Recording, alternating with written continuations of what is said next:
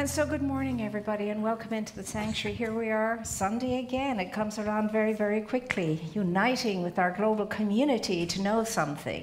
And the something that we're invited to know this particular week and time is the realization and the understanding that each and every one of us is the finite form of the infinite. Ernest Holmes says that man is the expression of God, the highest expression of God on this plane.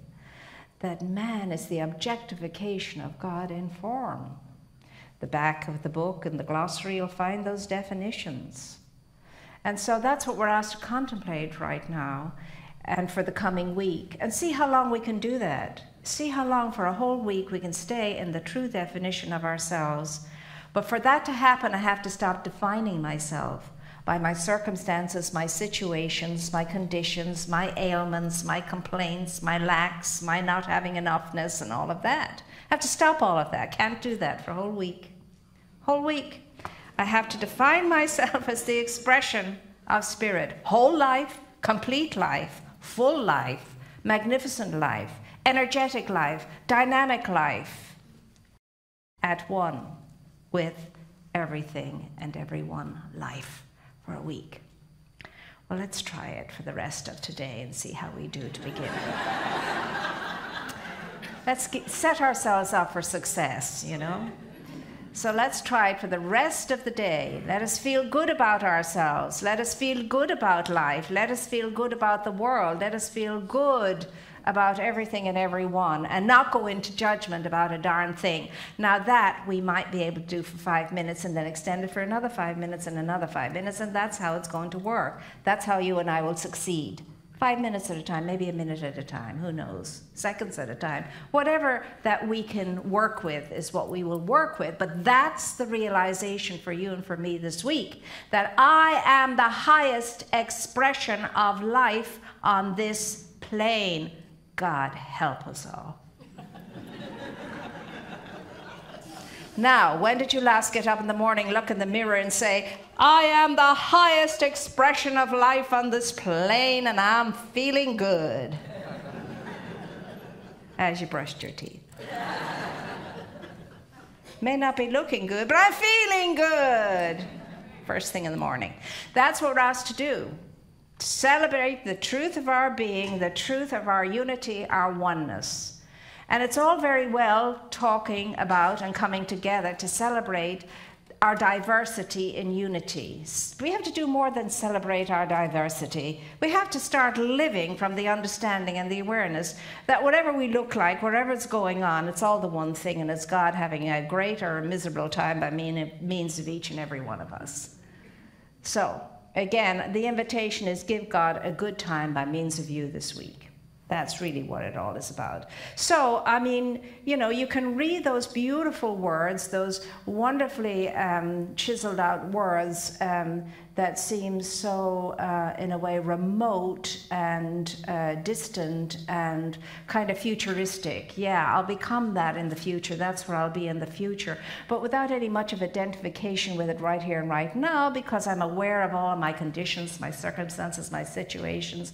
I may have cried myself to sleep last night because I don't know what to do with myself or with life the way it is just now. I may be as miserable as all get up. I may feel fragmented. I may feel really at my wit's end. I may feel at the end of my rope, and these are all normal, natural things to be feeling on planet Earth, three-dimensional planet Earth, when I am in that great identification with my humanity. I will feel all of those things. It's the way of it. It's the way of the human life and living. But the invitation here from not only Ernest Holmes, but anyone who ever had an ounce of realization, is to say, you're always going to be in sorrow, sadness, and suffering, because the way of the ego, the way of the human mind, the way of the monkey mind, the way of humanity, is the way of sickness and death. That's the way of it, sickness and death. We're always playing around in sickness and death, sickness and death. It's always on our mind, it's always moving through our experience, it's always weighing us down. But we need to stop that and start identifying with the understanding and the realization that really if indeed the Creator has stamped its seal of its own self upon creation, and upon this creation in particular, and called itself me, you, then I need to start wanting to at least figure that one out, identify with that, and see if I can move into that feeling and thinking and being. But I have to want to. I have to have that dynamic spark in me that ignites something in me that starts this hunger and thirst to know myself as I have first been known. To know myself as the Creator knows me, and in the only way the Creator knows me, the only way the Creator knows me as itself. As its magnificent, radiant self, as a breath in the life of its breath. As a breath that is breathing from the breath that it is. That's the only way the Creator knows me. Doesn't know me in any other way. Doesn't know me in need and lack and limitation. None of that at all. And I need to want to know myself as I have first and always will be known in the heart and the consciousness of my Creator. That which is good, that which is very good is how I am known by my Creator. However, if all the evidence in my life is adding up to not so, and that's what I want to identify with, and stay at that level of limitation. If I want to stay boxed in my humanity, and that's what most of us do, we stay boxed into our humanity. We think that's it. We're in the box of humanity and that's it. And sometimes that box is, has squishes coming out of it, lumps coming out of it as we're trying to break out of it, and yet the thing is not coming down. It can't come down because it doesn't exist. But however, we think it does, and there it is, and there's lumps and humps and sparks and bits and so on being dented in it, and yet there I sit in the box of my limitation with my over-identification with me thinking I am just a human being. And yet I am so much more than that. So what am I here to do, and what are you here to do? I'm here to remember, you're here to remember. I'm here to remind you, you're here to remind me of the truth of my being. Now here's the thing, we sing the beautiful songs, and they are gorgeous, and they move me every time. It's like I'm hearing them for the first time, and there's something deep in my soul that's moved by them. Here to remind you of your wonderful and radiant and beautiful magnificence and so on, and to tell you how worthy you are and beautiful and so on. And that's the truth. But on three-dimensional planet Earth, that doesn't always happen with a hug and a kiss and a love. The ones who sometimes remind me of that would be defined by others observing it as very mean and not nice and so on and so forth, etc.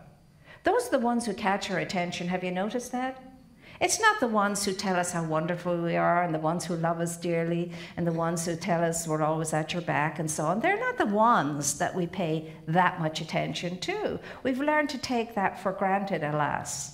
But when somebody stands in your face and tells you what you're not, and gives you the come to you know what talk, they're the ones that catch your attention.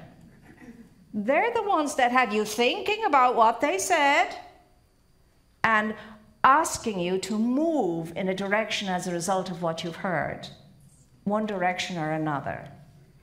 And so, of course, we're here to remind each other that when that happens to us, it ought not to disturb us if we are connected with our source, if we are allowing ourselves to have moments of that unified state of being, if we're allowing ourselves to be in communion with life, which is union with life, at one with life, that would not disturb us. That would not at all. It never did disturb all the great ones, the Buddhas and the Jesuses and all of those wonderful people who were centered in the awareness of the humble truth that had set them free to know that what was in front of them was not the truth. It's just a part of the pain and the sorrow and the sadness and the suffering of a human experience in the other person or in you, as the case may be. But anybody who's awful, obnoxious, and not nice, they're that way because they have so forgotten the truth of their own being and are deep in pain, sorrow, sadness, suffering, whatever it is, that just like a little kitten who's very affectionate and so on, or a little puppy is very affectionate, if there's a wound on them that you can't see and you touch it, they'll you know, they turn into not what you thought they were, this cute little endearing and affectionate puppy. That's what they do, because that's what pain does. You know, you touch the pain and it's just an automatic response. They can't help it. That's what happens. And so the horribleness, the awfulness, and so on and so forth is a sure sign and an indication that we're off center. We're off center, whether it's in ourselves or in somebody else. And there is only the one at various levels of awakening states in consciousness. And so the terrible, awful, bad people that we hear about, or that we call awful, terrible, and bad, well, they're the ones that are fastest asleep to the conscious awareness of the truth of their being, and not at all connected, fragmented from it, separate from it.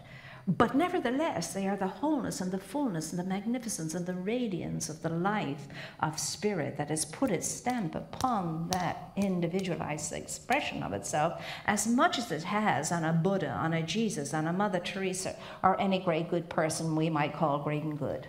See? And that's how grown up we're asked to be. That's how spiritually skilled we're asked to be able to recognize that and stop allowing the ego with all its hurts and all its upsets and all of its misunderstandings and misinterpretations to keep us in the box, keep us in the dark of the box, and not allow us to be the free and expressive spirits that we are. You and I and everybody on this planet is equal to a great and wonderful life. You and I and everyone else on this planet is worthy of a beautiful, wonderful, amazing life. And every one of us is capable of self-realization and full self-expression, every single one of us. That's what we're equal to, that's what we're capable of, that's what we're born to. The seal is upon us, the stamp is upon us for the magnificence and the radiance to be able to come through. Now here's the thing, in all of our trials and all of our tribulations, we're inclined to look outside for the help and the comfort that we need. But when we become much more spiritually skilled, we become more inclined to go in to the self, the great self of ourselves, to get still, to get quiet, to listen, to be open, to be ready, to be available to what comes through as a result of our availability. And when we do that, it's amazing how the peace moves into us, how the inspiration comes through us, how the guidance is there for us. And how then we know how to go out into the world and get the help from the world that we need. But that's what we do as the secondary, not the first response. First response is always to go within. Prayer. Prayer. What is prayer? Prayer is not a spiritual exercise. It's not a religious practice. It is not an obligation. It is not anything other than communion with the source. It's not anything other than being open to experiencing the unified state. That's what real prayer is. It's not going with a honey-do list to request this, and this. And oh, please, and by the way, P.S. You see, that's not what it is. Now, that works to a certain degree, but that's not the full understanding and the awareness of what prayer is. Your life is a prayer. Your breath is a prayer. You are a prayer. Everything in it is a prayer. Good, bad, or indifferent, it's a prayer. Some prayers are great, some prayers not so great, whatever that is. But you are the prayer. And the prayer is mindfulness, consciousness, wakefulness, unity. That's what prayer is.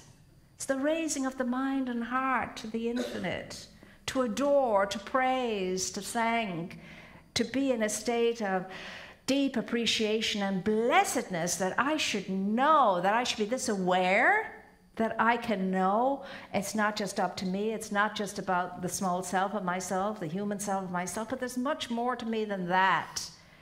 And the moreness is what I'm in communion with when I am in prayer. And as a result of being in touch with the moreness, I can get to love the beauty and the grace of the form, of the individualized expression. I can appreciate this form, this individualized expression, for all the amazing thing that it is. I can love up in it.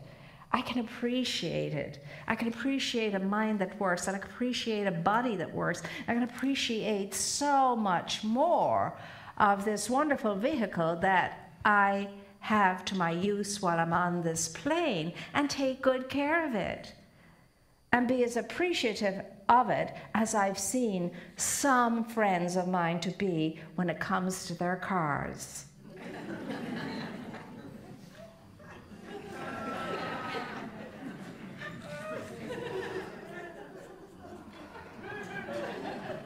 I've almost seen people bow down before their cars and genuflect. Such good care, and the gleam and the polish and the chrome and the shine, and oh, a beautiful thing to do for our vehicles. But my goodness, what about this vehicle? What about this one? What about the most important vehicle in my life? What about it? How am I shining that up and polishing that up and so on? And here's the beauty and the grace of it all. If we had the simplicity to see what's right in front of our nose.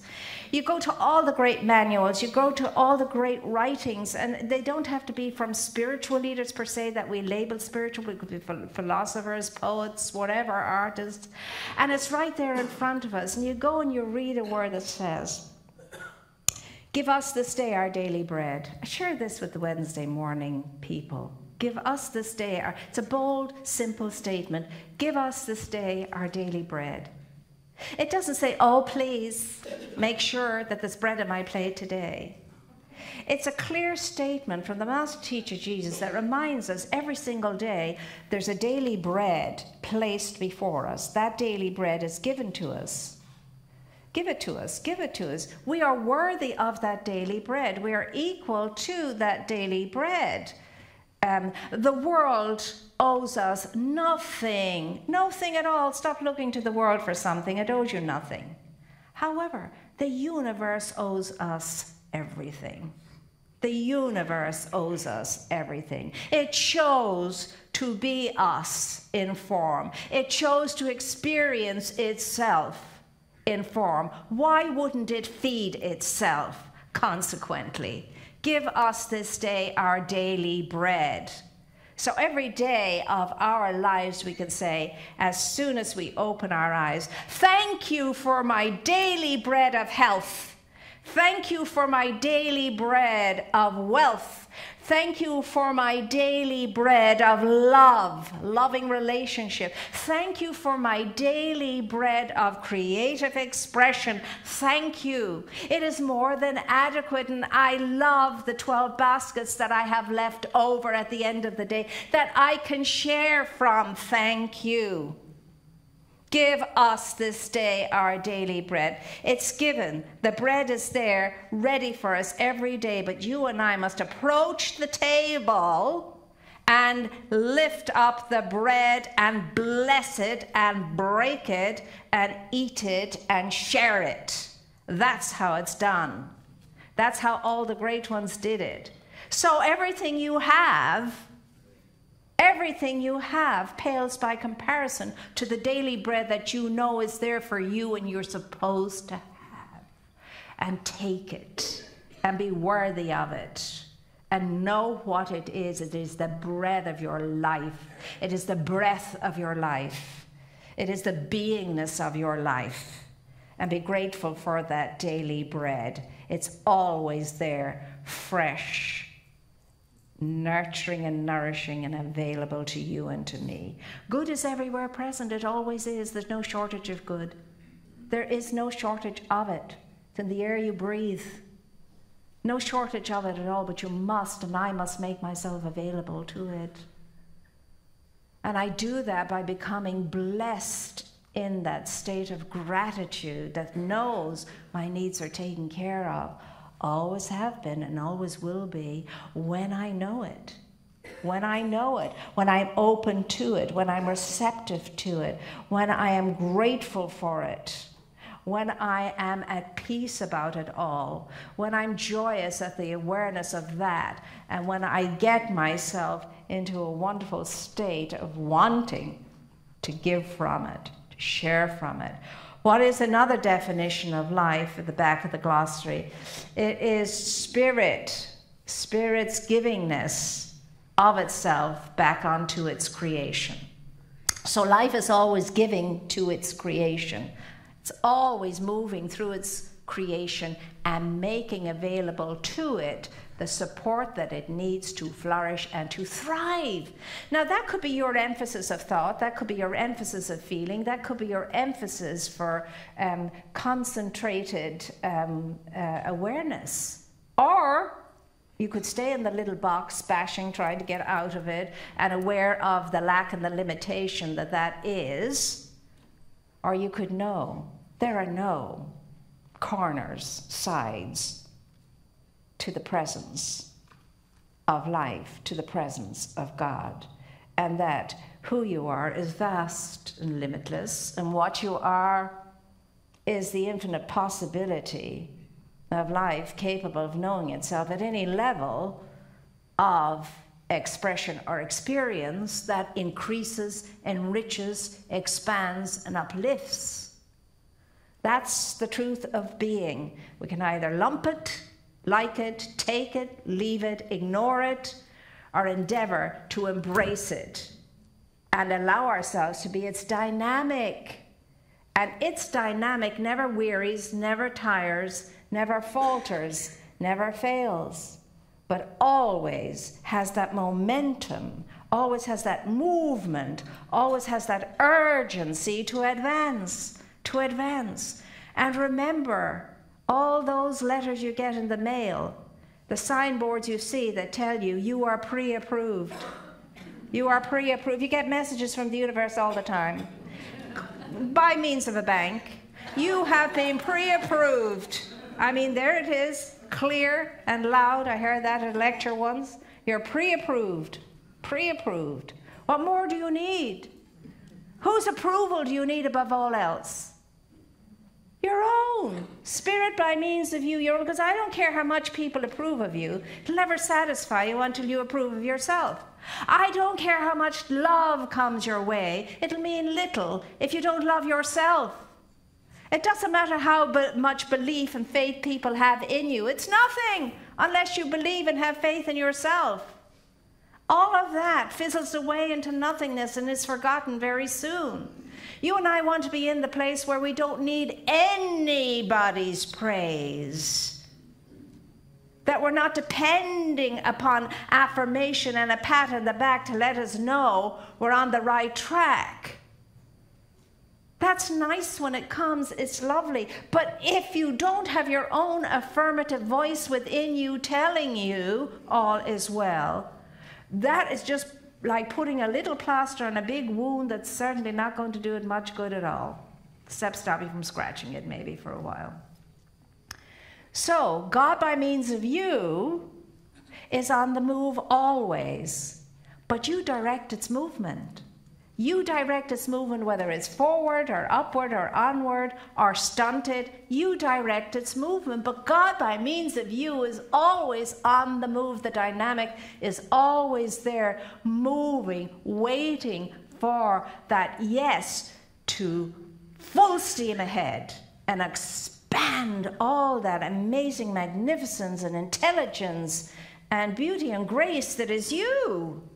So where are we going to spend our time in our minds?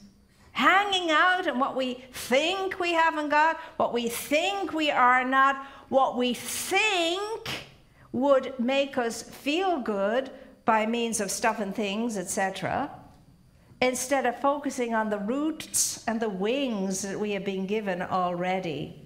Deep roots, wide-spanned wings. What's it going to be? Roots and wings or stuff and things? I think I know the answer for all of us. So have a great good week, allowing God to express itself by means of you having a great good time, and so it is.